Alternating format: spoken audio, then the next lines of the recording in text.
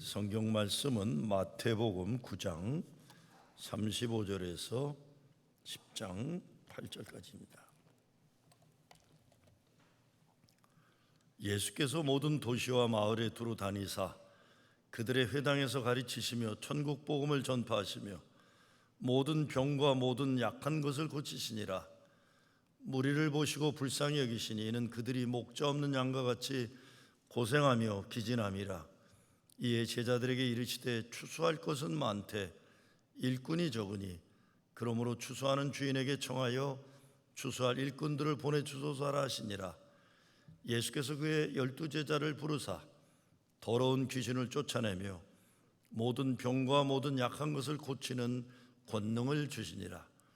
12 사도의 이름은 이러하니 베드로라 하는 시몬을 비롯하여 그의 형제 안드레와 세베대 아들 야고보와 그의 형제 요한, 빌립과 바돌로메, 도마와 세리마테, 알페오의 아들 야고보와 다데오, 가나나인 시몬과 가룟 유다 곧 예수를 판 자라. 예수께서 이 12를 내보내시며 명하여 이르시되 이방인의 길로도 가지 말고 사마리아인의 고을에도 들어가지 말고 오히려 이스라엘 집에 잃어버린 양에게로 가라. 가면서 전파하여 말하되 천국이 가까이 왔다 하고 병든 자를 고치며 죽은 자를 살리며 나병한 자를 깨끗하게 하며 귀신을 쫓아내되 너희가 거저 받았으니 거저 주라. 아멘. 오늘 말씀은 예수님이 제자들을 세상에 내보내시는 내용입니다. 가서 예수님이 하신 그 일을 하라는 거죠. 하나님 나라를 선포하고 천국 복음을 전파하고 더러운 귀신을 쫓아내고 모든 병과 약한 것을 고치는 거죠. 2000년 전 예수님이 제자들이 세상에 나가서 해야 하기를 바라셨던 그 선교적 사명이 오늘날 이 시대 우리에게는 어떤 것일까요? 저는 영어 예배 축도할 때 늘 이렇게 축도합니다. 주님이 지금도 구원하시고 하나님 지금도 우리를 사랑하시고 성령님 우리에게 능력 주시고 함께 하시니 이 믿음을 확신하고 세상에 나가십시오. 이렇게 축도합니다. 세상에 나가서 우리도 하나님 나라 선포하고 잃은 영혼 구원하고 아픈 자 치유하고 악한 사탄 마귀 귀신을 물리치는 것입니다. 한국 전주에 있는 한일장신대 대학원장인 차정식 교수가 현대사회의 4가지 죽음이라는 글을 써서 페이스북에 올린 적이 있습니다. 이것이 이 시대 교회에 주어지는 도전으로 저는 생각합니다. 4가지 죽음이다. 첫째, 신의 죽음. 둘째, 주체의 죽음. 셋째, 역사의 죽음. 네 번째, 도덕의 죽음이라고 했어요. 이 4가지 죽음을 부활시키는 것이 교회의 사명이라고 하면서 어떻게 이것이 가능할까라고 그는 썼습니다. 신의 죽음이라는 것이 뭡니까? 하나님이 시퍼렇게 살아계시는데 하나님 살아계시지 않은 것처럼 살아가는 세상의 현실만이 아니라 교회의 현실입니다. 하나님 살아계세요. 근데 하나님 죽은 것처럼 교회도 존재한다는 것입니다. 성도들이 하나님 살아계심을 믿지 않고 죽은 것처럼 여기며 산다는 것입니다. 이런 세상에 하나님 살아계시다 증거하는 거죠. 아무리 세상 어렵고 힘들어도 하나님 살아계심 믿어야 살 수 있습니다. 그래서 요즘 새벽기도 본문 욥기 말씀 계속 보고 있는데 하나님이 눈에 보이지 않고 하나님 음성 귀에 들리지 않지만 욥이 23장 10절에서 이렇게 고백합니다. 그러나 내가 가는 길을 그가 아시나니 그가 나를 단련하신 후에는 내가 순금같이 되어 나오리라. 이 신앙 고백이 있어서 끝까지 죽지 않고 살아남아 하나님의 음성을 듣게 되는 겁니다. 죽음의 영향력이 우리를 사로잡고 있는 것, 나를 나보다 더 잘하시고 나를 사랑하신 하나님 살아 역사하심을 우리가 망각할 때 그렇습니다. 하나님 살아계십니다. 살아계셔서 오늘도 나를 사랑하시고 나를 살게 하십니다. 보이지 않고 그 음성 들리지 않아도 그분이 나의 가는 길을 아시고 나를 단련하십니다. 이 모든 단련의 과정이 끝나면 나는 정금같이 되어 일어나는 것입니다. 제가 사탕 하나를 좀 입에 물겠습니다. 이해해 주시기 바랍니다. 이걸 무니까 목소리가 조금 낮은 것 같아서 죄송합니다. 그 다음에 주체의 죽음이란 말이에요. 주체의 죽음. 이게 뭔 소리예요? 주체의 죽음. 이게 어려운 말이에요.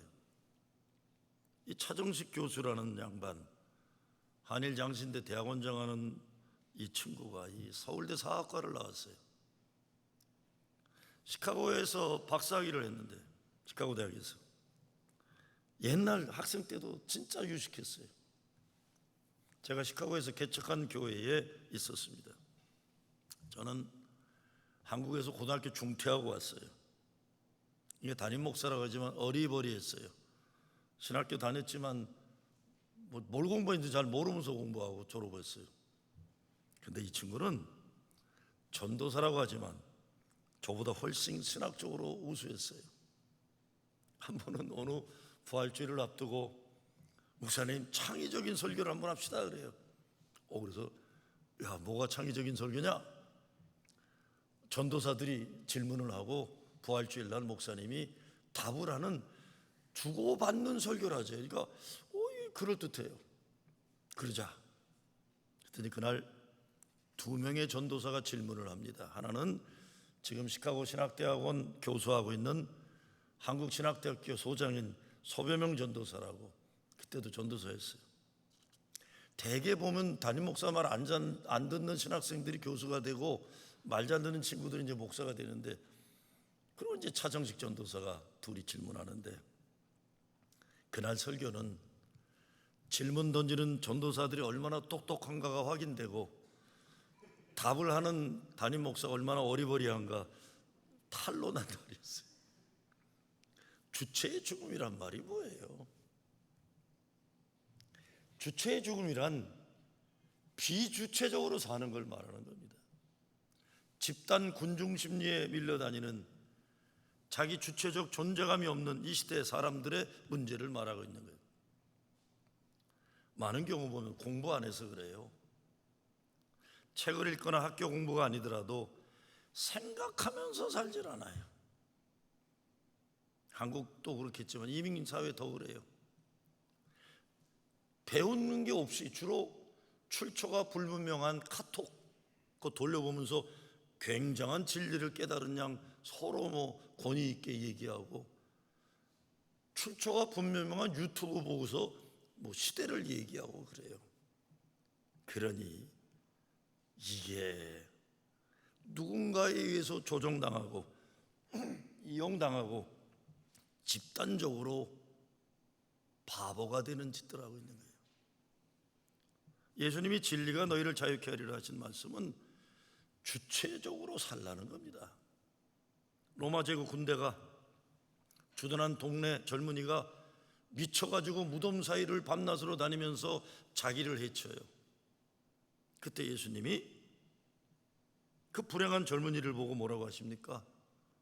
What is your name? 너 이름이 뭐냐?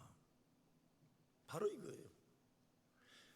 자기가 누구인지 모르면서 로마 제국 주둔군 돼지고기 납품하는 동네에 살다 보니까 역사의식도 존재적 주체의식도 잃어버린 사람들이 된 그들에게 예수님은 너 이름이 뭐냐?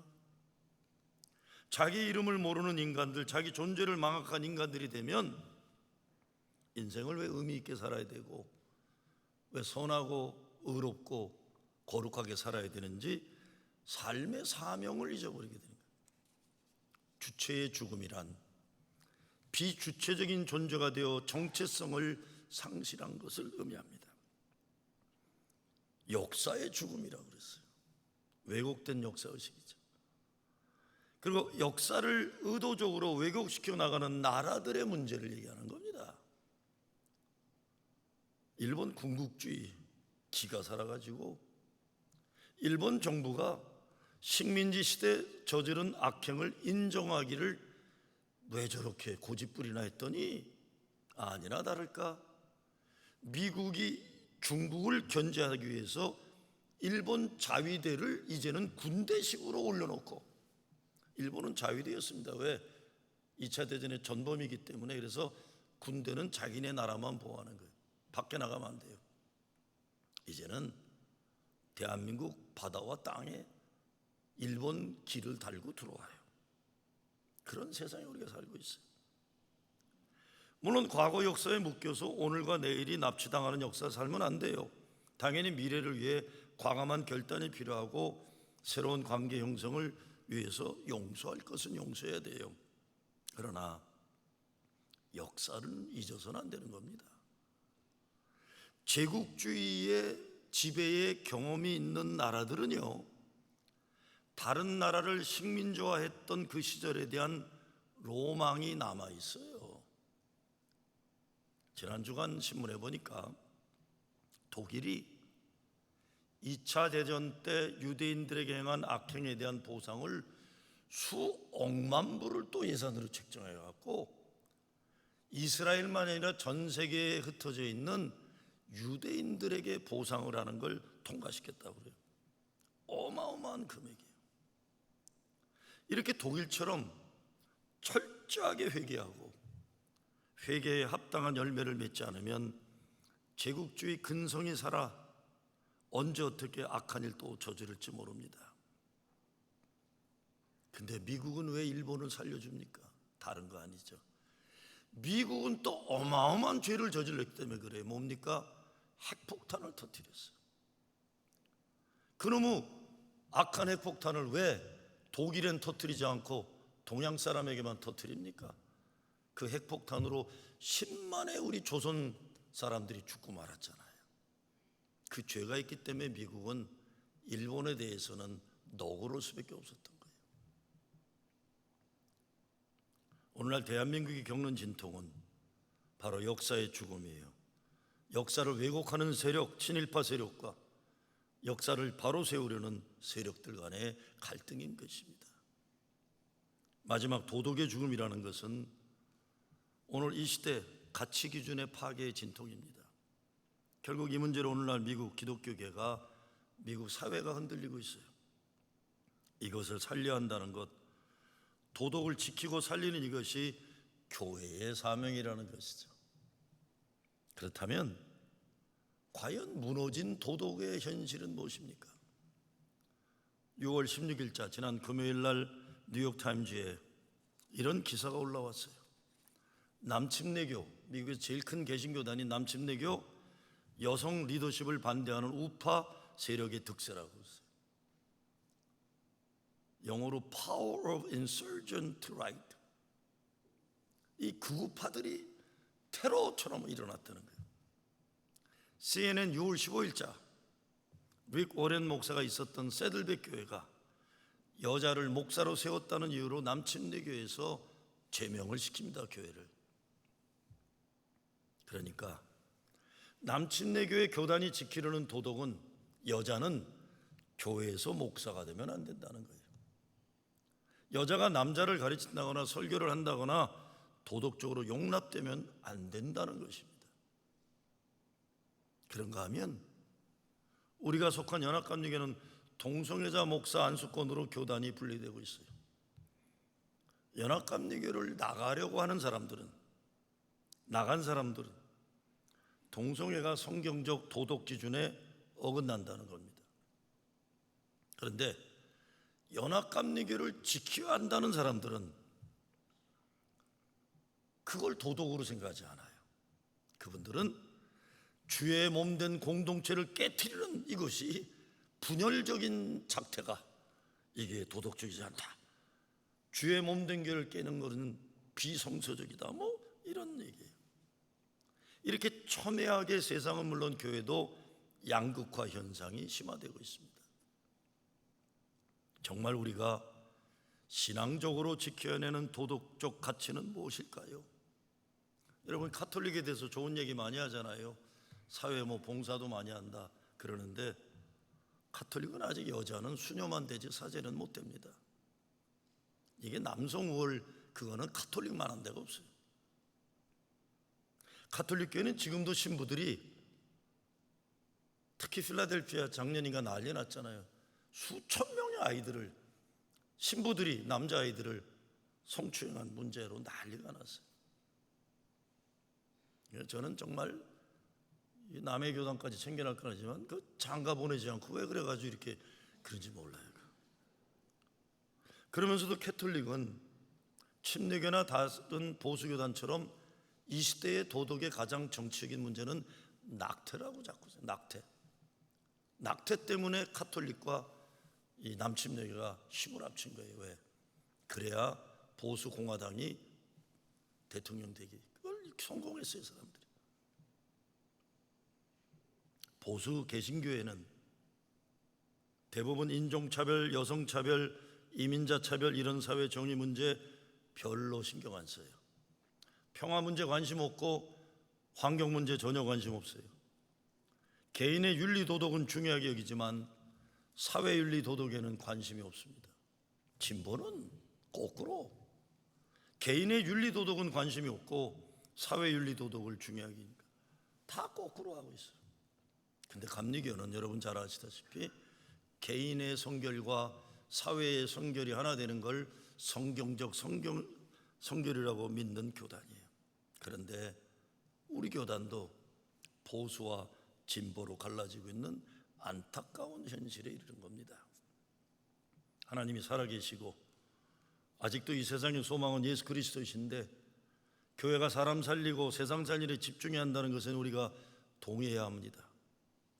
예수님이 제자들을 보내면서 천국 복음을 전파하고 모든 병과 약한 것을 고치고 더러운 귀신을 쫓아내는 사역을 맡기셨으니 이거 잘해야 해요. 무엇보다 사도 바울이 고린도전서 4장에서 뭐라고 합니까? 하나님의 나라는 말에 있지 아니하고 오직 능력에 있습니다. 그래서 이것이 핵심입니다. 이런 말 저런 말 중요하지 않아요. 굉장히 보수적인 말, 굉장히 진보적인 말 중요하지 않아요. 하나님 나라 역사 능력이 드러나는 교회가 되는 것이 중요한 거예요. 성경적인 좋은 말, 옳은 말, 헛소리들 아무리 해도 소용없어요. 성경적인 삶의 열매를 맺는 거죠. 여러분, 예수쟁이들 말이 얼마나 많아요. 아이고, 멀쩡한 사람도 교회 나오기 시작하면 이 말이 이렇게 많아지는지 몰라요. 근데 예수님 말씀에 따른 삶의 열매가 중요하지 말은 누군 못합니까? 그래서 예수님은 요단강 세례받으러 오는 사람들이 뭐라 합니까? 야, 이것들아, 회개에 합당한 열매를 좀 맺어라 그러죠. 1960년대 복음주의 신앙을 이끌었던 토조 목사가 현대교회의 세 가지 문제를 지적합니다. 첫째, 교인들이 성장하지 않고 항상 어린아이로 머물러 있으면서 살만 찐다고 그랬어요. 그냥 옛날 주일학교 다니는 거에서 아무 발전을 못해서 나이만 60, 70, 80 넘어가는 거지 그냥 신앙적으로 하나도 성숙해지지 못했다는 거예요. 두 번째, 교인들이 교회 안에서 해야 할 일을 하지 않고 방관하고 창관하고 참견만 하는 거예요. 콩나라 팥나라 손 하나 까딱하지 않으면서. 세 번째, 성도가 서로 일치되지 않고 분열과 다툼을 일삼는다. 아니, 힘을 길러가지고 힘을 써야죠. 사람 고치고. 근데 그걸 안 하고 살만 쪘다. 구경만 하고 있다. 쌈들만 하고 있다. 교회가 다 망가지고 있다는 겁니다. 교회에서 신앙적인 비만과 소화성인병이 큰 문제예요. 신앙적인 비만은 좋은 음식을 많이 먹긴 하지만 몸을 움직이지 않기 때문에 생기는 거죠. 교회 생활 오래됐다고 하지만 그냥 유아적이에요. 유치하게. 살만 쪘다는 지적은 무서운 말입니다. 그러면서 토조 목사님은 이 세 가지 현대교회 문제를 해결할 수 유일한 길은 오직 하나님을 알 때만이 가능하다고 했어요. 하나님의 뜻을 알아야 되고 마음을 알아야 되고 하나님의 계획을 알아야 돼야 우리의 신앙적 질병을 고칠 수 있다는 것이죠. 예배 잘 드리고 성경 공부 잘해야 되죠. 말씀 묵상해야죠. 그리고 말씀에 합당한 삶을 살아내야 신앙적 질병에서 고침받는 것입니다. 오늘 본문을 보면 예수님이 하나님 나라 새 역사를 위해 12제자를 사도로 임명하세요. 하나님 나라 새 역사 이게 얼마나 중요합니까? 오는 주부터 뉴욕 예비선거가 시작되잖아요. 내년도 2024년도 미국 대통령 선거예요. 2027년도 대한민국 대통령 선거예요. 선거를 하는 목적은 능력 있는 사람을 뽑기 위해서입니다. 그런데 예수님은 하나님의 새 역사를 시작하면서 능력 있는 사람들을 뽑지 않으세요. 좀 그럴듯한 학벌도 출신 성분도 뭐 있어야 되는데 그렇다 할 실력이 안 되는 인간들, 오합지졸들을 택하셨어요. 그렇지만 예수님은 사도행전에서 분명하게 말씀하십니다.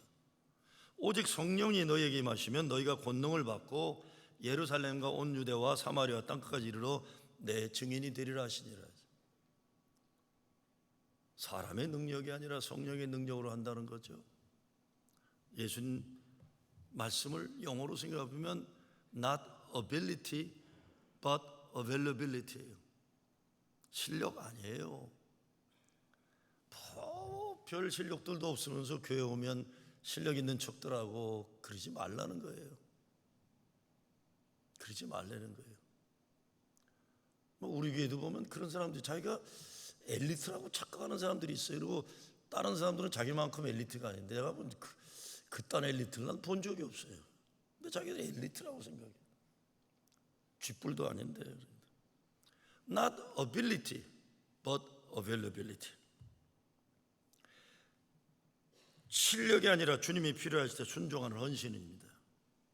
그래서 오늘 1절에 보면 10장 1절에 보면 예수님은 12명 제자를 임명하면서 그들에게 권능을 주셨다고 했어요. 더러운 귀신을 쫓아내고 모든 병과 악한 것을 고치는 권능. 그런데 여기 1절에서의 권능은 사도행전에서 성령에서 주는 권능 두나미스가 아니에요. 사도행전에서 성령의 권능이란 건 두나미스, 영어로 다이나마이트예요. 폭발하는 능력. 오늘 10장 1절에서 하는 능력은 오토리티예요. 다이나마이트가 아니라 권위. 그러니까 드러나는 힘이 아니라 존재적인 힘이에요. 제자들에게 어떤 자격과 능력이 아니라 그런 존재로 불러주셨다는 겁니다. 제자들 개개인 별별 일 없는 인간이지만 주님이 맡기신 일을 감당하는 통로가 되기 위해서 하나님이 예수님을 통해 그런 권위를 허락하셨다. 제가 전에 교회에 무슨 일이 있어갖고 경찰이 왔어요. 근데 경찰이 왔는데 새파랗게 어린 여자 경찰이 하나 왔어요.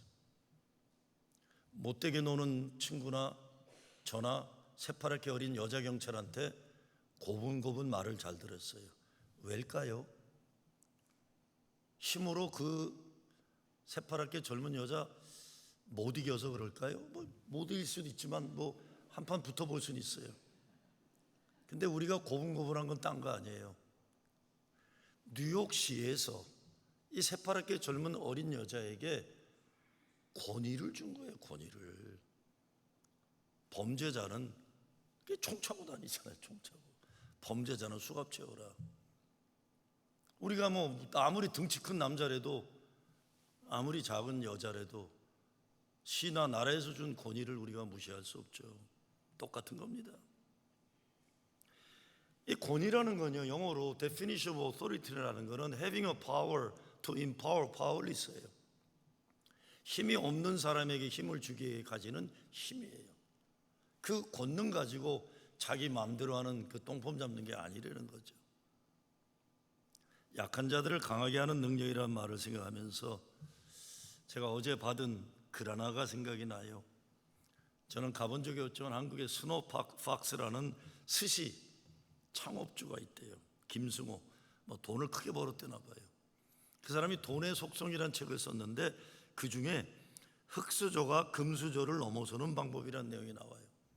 흙수저, 금수저를 넘어가는데 그 사람의 책을 보면 역사는 사실은 약자가 강자를 이긴 내용이 더 많다고 얘기했어요. 베트남이 미국을 이겼다는 거예요. 당나라고 오고 영계 소문인지 하여간 우리나라 이성계가 일본 외적을 물리쳤다는 기록이 이게 많다는 거예요. 그러면서 하는 말이 현재 유명하고 강자로 여겨지는 기업들이 다 과거의 약자였다고 얘기해요. 미국엔 마이크로소프트, 애플, 구글, 테슬라, 한국에는 현대, 삼성, LG 얘기해요. 서울에서 경일상이라는 쌀가게가 있었는데 거기 쌀을 팔던 젊은이가 현대를 세웠다는 거죠. 진주 포목상에서 원료를 직접 만들어서 가마솥에서 만들어낸 화장품 동동구름우 아세요? 혹시 아마 연세지만 동동구름이에요. 권사님도 그거 바르고 이뻐지신 거 아니에요? 옛날에 저희 어머님도 그거 바르고 이뻐지셨어요. 동동구름우 그 회사가 LG라는 거예요. LG. 이들 모두 약자였지만 기존 시장의 강자들을 차별화한 전략으로 강자들을 무력화하고 최고 강자가 되었다는 거예요. 중요한 말은 이겁니다. 약자가 강자를 이기지 못하는 큰 이유는 강자에 도전하려는 생각을 하지 않기 때문이라는 거예요. 이것이 식민지 백성들의 근성이에요. 식민지 역사를 살아왔던 사람들은 자기 주체성과 정체성이 없기 때문에 항상 자기 것을 비하해요. 그리고 제국의 것을 존경하고 숭앙하는 겁니다. 그러니까 못 이겨요. 이런 겁을 먹고 도전의식을 가지지 않기 때문이라는 거예요. 강자가 되겠다고 마음먹은 사람이 강자라는 것입니다. 가만히 생각해 보면 그렇다면 인류 역사상 약자들만 모아놓고 시작한 회사, 인류 역사상 최고의 대기업을 이룬 건 예수님이 하신 장사밖에 없어요. 잘 보세요. 12명 겨우 데리고 시작했는데 한 명은 가룟 유다였어요. 하나님 나라 선포와 잃은 영혼 구원, 천국 복음, 병자와 약한 자 강하게 하고 악한 귀신 내쫓느라는 사업이 온 세계, 온 인류 구원을 위해 오늘도 역사하고 있는 거예요. 예수님이 세상에 내보낸 사도들 다 순교했어요. 회사로 생각하면 다 끝난 것 같을 때마다 성령이 역사하셔서 더 큰 부흥의 순교의 피를 가지고 교회가 부흥해 나가는 거예요. 교회는 항상 고난의 시대에 부흥했던 겁니다. 그러면서 2000년 오늘에 이르고 있어요. 시작이 뭡니까? 다른 거 아무것도 없죠. 주님이 그들에게 주셨던 권능, 그 권능을 우리들에게도 성령께서 주시는 겁니다.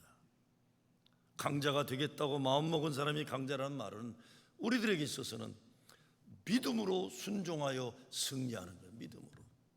하나님이 이것은 나의 싸움이다. 이 권능으로 이루어내야 하는 하나님의 역사의 전략은 이스라엘 집에 잃어버린 양으로 먼저 가라잖아요. 이것은 다른 민족을 차별하라는 말이 아니에요. 가까운 곳에부터 시작하라. 지역적인 가까운 곳이라 내 마음에 가장 가까운 곳에서 시작하라. 가장 가깝고 사랑하는 사람들 그 현장에 들어가서 전도하라는 겁니다. 여러분 마음에 꼭 찾아가야 하는 예수 그리스도 구원의 복음을 전해야 하는 사람들 생각하시기 바랍니다. 권능은 주님이 주시는 거예요. 그리고 대접받고 인정받는 것도 신경 쓰지 말라는 거예요. 뭐라고 하세요? 그냥 구원의 복음을 전하고 귀신을 쫓아내라. 만약에 네가 복음을 전했는데 사람들이 받아들이면 그 사람들 복 받을 것이요, 그 사람들이 안 받아들이면 발에 먼지를 털고 떠나라. 그 복이 너에게 돌아올 것이요. 그러면서 네가 복음을 증거하는데 듣지 않는 인간들에게는 소돔과 고모라보다 더 심한 심판이 이 말이라고 예수님 말씀하시는. 그러니까 발 털어내는 거예요. 안 듣는 사람들 냅두려는 거예요. 아무리 생명의 말씀을 외쳐도 듣지 않겠다고 하면 어쩔 수 없는 거예요. 요한에서가 뭐라고 합니까? 하나님의 구원은 만민 구원의 뜻이었지만 사람들이 개인의 자유의지를 가져서 그 은혜를 거부함으로 저주받고 지옥 가는 사람이 있다는 거예요. 아무리 교회 오래 다녔다고 해도 예수 믿지 않는 사람들 얼마나 많아요. 여러분, 그걸 어떻게 예수 믿는다고 하겠어요? 그냥 교회 와서 말만 많이 하는 거죠. 그건 예수 믿는 게 아니에요. 예수님은 마태복음 7장 6절에 이렇게 말씀합니다. 거룩한 것을 개에게 주지 말며 너의 진주를 돼지 앞에 던지지 말라. 그들이 그것을 발로 밟고 돌이켜 너희를 찢어 상하게 할까 염려하라. 얼마나 무서운 말인지 몰라요. 개나 돼지처럼 귀하게 여기지 않으면 가만 놔두려는 거예요. 하나님의 심판이 임할 거예요. 예수님이 세례요한에게는 뭐라고 그러세요? 지금 일어나고 있는 죽은 사람이 살아나고 가난한 사람에게 복음이 증거되고 억눌린 사람이 자유와 해방을 누리는데 이거 보지 못하면 넌 불행하다 그런 거예요. 보는 자는 행복하다. 엊그제 영어권 사람 몇 명이 프로싱에 좋은 중국집을 간다고 그러더라고요. 점심 먹으러. 왠지 아세요? 작년 이맘때쯤에 제가 장례를 준비한 교인이 있어요. 영어 예배예요. 그때 본문이 예수님이 기도하심으로 죽은 자가 살아나는, 병자가 고침받는 본문이었어요. 그래서 제가 그 본문을 읽고 그걸 설교한다는 게 너무 썰렁해서 그랬어요. 성경에서 이렇게 얘기했으면 우리도 한번 해보자. 그래서 그 암에 걸려서 온몸에 암이 퍼진 교인 나오라고 그래갖고 영어계 교인들이 코로나 기간 사람도 없지만 와서 같이 통성으로 울면서 기도했어요. 지지난주에 들었어요. 의사가 그러더래요. 야, 암이 안 보인다 그러더래요. 암이 안 보인다. 지금도 영어 예배 열심히 나와요. 아플 때도 열심히 나왔어요. 아플 때도. 암이 안 보인다는 거예요. 지난주 영어권 피크닉 갔다 왔는데 얼굴이 이렇게 좋아졌나. 나는 장례를 준비한 사람이니까 이제나 저제나 그날을 생각하고 있는데, 그래서 최고 좋은 중국집 가서 밥 먹고 온다고 그러더라고요. 여러분, 중보기도 팀들은 그 사람이 누군지 다 아세요. 그분이 눈에 보이지 않고 그의 음성이 들리지 않지만 그가 나의 가는 길을 아시나니 나를 단련하시는 후에는 내가 정금같이 되어 일어나리라. 여러분의 기도에 응답이 있는 겁니다. 우리는 씨앗만 뿌리고, 우리는 주님이 명령하셨으니 부족하지만 실행할 뿐이에요. 사탄마귀 악한 영 귀신들에게 빼앗긴 우리가 사랑하는 사람들 살려내야 하는 사명이 우리에게 있어요. 구원하고 구출해내야죠. 여러분, 우리 교인들 자녀들이 마약에 빼앗긴, 우리 교인의 자녀들이 세상에 악한 영에게 빼앗긴 얼마나 많아요. 구원하고 구출해야죠. 우리가 기도하고 도와주면 고쳐질 수 있는 사람들 고쳐야죠. 사랑은 포기하지 않는 겁니다. 그 사랑, 그 십자가 보혈의 은혜로 저와 여러분도 구원받고 고침받아 여기 이렇게 예배드리고 있는 거예요. 이 예배 자리에 함께할 사람들을 구원하기 위해 주님이 여러분에게 권능을 주셨어요. 그 능력을 사용해야죠. 예수의 능력으로 사람을 살리고 사랑하는 일, 사탄 마귀 귀신 내쫓는 일, 이 일에 열심히 쓰임받는 여러분 되시길 주의 이름으로 축원합니다.